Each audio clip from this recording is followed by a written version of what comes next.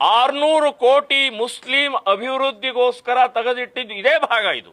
ಇನ್ನು ಹಿಜಾಬ್ ಕೂಡ ಇದರದ್ದೇ ಒಂದು ಪಾರ್ಟು ಅಂತ ಹೇಳ್ತೀನಿ. ಕಾಂಗ್ರೆಸ್ನವರೇ, ನಿಮಗೆ ಮಾನ ಮರ್ಯಾದೆ ಏನಾದರೂ ಇದೆಯಾ?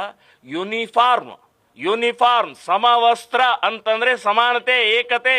ಇಲ್ಲಿ ಭೇದ ಭಾವ ಇಲ್ಲ, ಇಲ್ಲಿ ಮೇಲು ಕೀಳು ಇಲ್ಲ, ಹಿಂದೂ ಮುಸ್ಲಿಂ ಕ್ರಿಶ್ಚಿಯನ್ ಇಲ್ಲ, ಯಾವುದೇ ಜಾತಿ ಬರೋದಿಲ್ಲ, ಉಚ್ಚ ನೀಚ ಇಲ್ಲ ಅಂತನ್ನುವಂಥದ್ದು. ಅದಕ್ಕೆ ಯೂನಿಫಾರ್ಮ್ ಅಂತನ್ನುವಂಥದ್ದು ಶಬ್ದ ನಿಮಗೆ ಅರ್ಥ ಆಗ್ತಾ ಇಲ್ವಾ?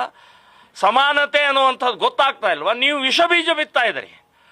ಇವತ್ತು ನೀವು ಬಹಳ ದೊಡ್ಡ ಉಪಕಾರ ಇನ್ನೊಂದು ಮಾತನ್ನು ನೀವು ಹೇಳ್ತಾ ಇದ್ರಿ, ಶಿವದಾರ, ಜನಿವಾರ, ರುದ್ರಾಕ್ಷ ಹಾಕೋಬಹುದು ಅಂತ ಹೇಳಿ. ನೀವ್ಯಾರು ಹೇಳೋದು? ಸಾವಿರಾರು ವರ್ಷದಿಂದ ಶಾಸ್ತ್ರಬದ್ಧವಾದಂಥ ಸಂಪ್ರದಾಯ ಇದೆ. ಮತ್ತು ಈ ಶಿವದಾರ, ಜನಿವಾರ ನಿಮಗೆ ಯಾವ ದಾರ ಅಲ್ಲ, ಇದೊಂದು ಶಾಸ್ತ್ರ ಇದೆ, ಇದೊಂದು ಧಾರ್ಮಿಕ ವಿಧಿ ವಿಧಾನದ ಪ್ರಕಾರ ಆಗತ್ತೆ. ಹೊರಗಡೆ ಕಾಣೋದಿಲ್ಲ. ಹೊರಗಡೆ ಕಾಣೋದು ಹಿಜಾಬ್ ಕಾಣಿಸುತ್ತೆ. ಹಿಜಾಬ್ನ ಮೂಲಕ ಇವಳು ಮುಸ್ಲಿಂ ಅಂತ ಗೊತ್ತಾಗತ್ತೆ. ಭೇದವನ್ನ, ವಿಷವನ್ನ ಇವತ್ತು ನೀವು ಇದನ್ನು ನಿರ್ಮಾಣ ಮಾಡಿದರೆ ಗಲಭೆ ಕಾರಣ ಆಗತ್ತೆ. ನಾನು ಹೇಳೋದು, ನಾವು ಶ್ರೀರಾಮ್ ಸೇನೆ ಸಂಘಟನೆಯಿಂದ ಇದನ್ನು ಖಂಡಿಸ್ತಾ ಇದ್ದೀವಿ, ವಿರೋಧಿಸ್ತಾ ಇದ್ದೀವಿ.